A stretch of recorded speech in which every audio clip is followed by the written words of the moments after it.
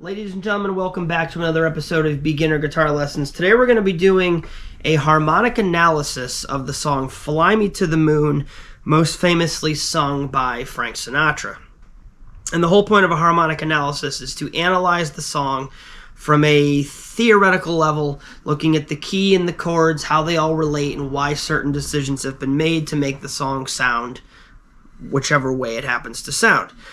We are essentially in the key of C major, but, and this is one of the reasons I pulled this song, is because it kind of toggles between C major and A minor, which are, of course, relative keys, right? So if you're unfamiliar with relative keys, please go back into the beginner guitar playlist and look for the relative keys video if you want to refamiliarize yourself with that concept.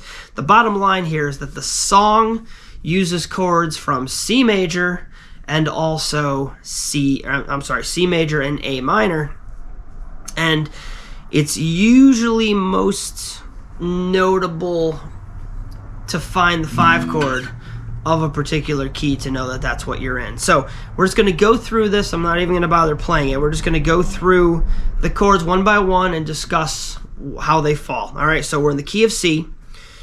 The first chord is A minor 7. Now, based on the chords in the first 4 measures, I'm going to assume that's the 6th chord. All right, 6th chord in the key of C. D minor 7 is the 2 chord in the key of C.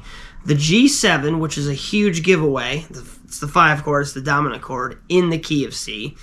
And then we're finally resolved to the C major 7 as the 1 chord. So we have a 6, 2, 5, 1 in the key of C.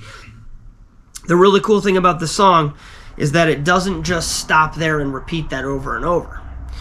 This is basically a jazz tune, and we're going to employ some of those great jazz themes to make this song really awesome. So the next chord after the C major 7 is a C7. All right, now the C7 being a dominant chord, you got to ask yourself, what key is it the dominant chord of? And that would be, of course, the key of F. So C7 is the 5 of F, followed by the next chord, which is F major 7. So now you have a 5-1 in F.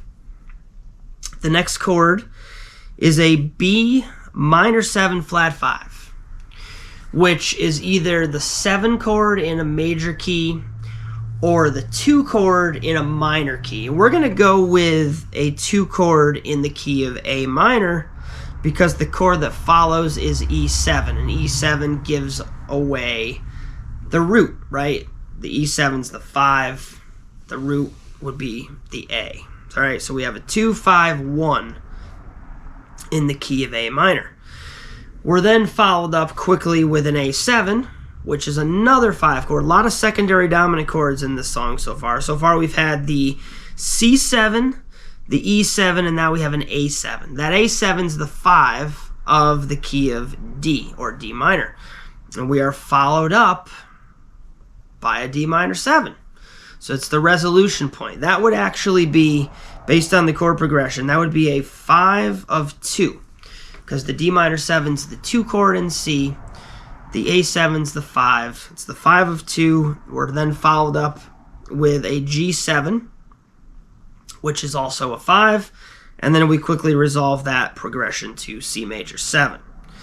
All right, now I could go further with this, but I think that covers it. You have this great tune toggling between C major and A minor. You also have some brief modulations, 2 or 3 note or 2 or 3 chord modulations to other keys. You have 3 secondary dominant chords in the C7, E7, and A7. Of course, the E7 could be considered the dominant chord if we're looking at it from the perspective of A minor, which is the relative minor of C major. So there's a lot going on here, but I feel like if you've watched my videos up to this point, all of this should make sense. If anybody's confused, please let me know in the comments below, and we'll go from there.